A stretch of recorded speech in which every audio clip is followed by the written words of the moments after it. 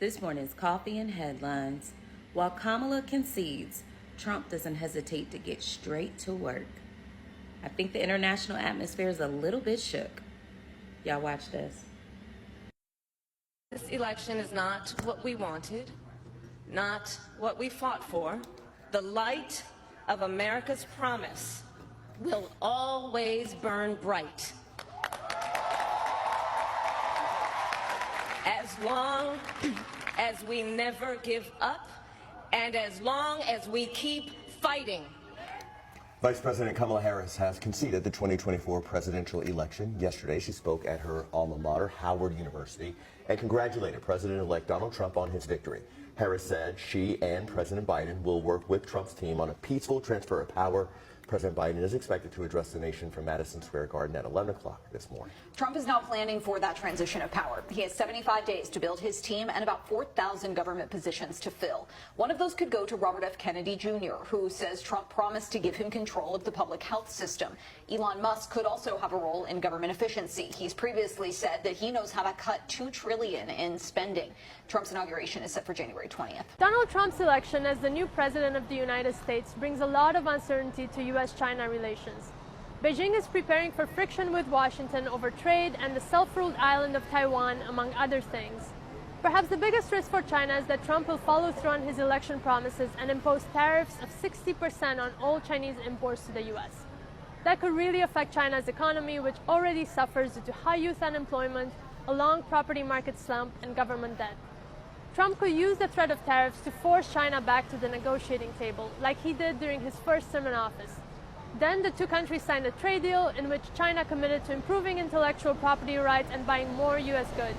Another point of contention between the two countries is expected to be Taiwan, a self-ruled democracy that China claims as its own territory. The U.S. supports Taiwan and sells it arms. Trump has threatened to impose even higher tariffs of 150 to 200% on Chinese goods if Beijing makes a move to invade Taiwan. He has said, however, that China would not blockade Taiwan because Chinese President Xi Jinping respects Trump and knows that he can be unpredictable.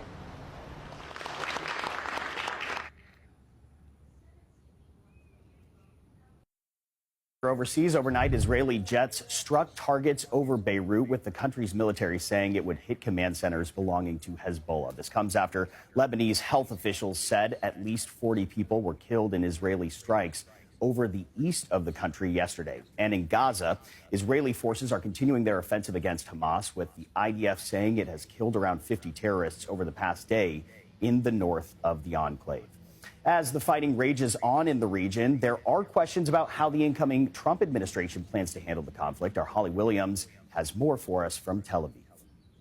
Israel's Prime Minister Benjamin Netanyahu spoke with President-elect Donald Trump for 20 minutes last night, according to the Israeli leader's office, discussing this country's security. Before that, Netanyahu congratulated Trump in a statement in the warmest of terms, calling his election victory, quote, history's greatest comeback.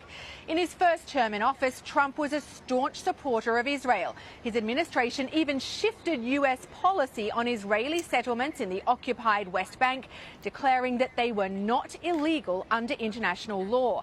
But Trump did repeatedly say during the campaign that Israel should finish the war in Gaza. Now, we don't know what that will mean in concrete terms, but Netanyahu seems determined to keep fighting, even firing his defense minister on Tuesday, in part because of differences over the war's goals.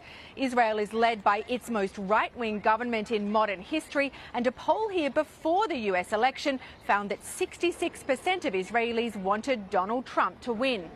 But while the world has been watching the U.S. election, the bombardment has continued in the Gaza Strip. Israel's military says it killed over 50 militants in the northern Gaza Strip in the last day. The United Nations says that Kamala Hospital, one of the last functioning medical facilities in northern Gaza, has become a, quote, besieged war zone, with its neonatal intensive care unit damaged in recent days. Back to you.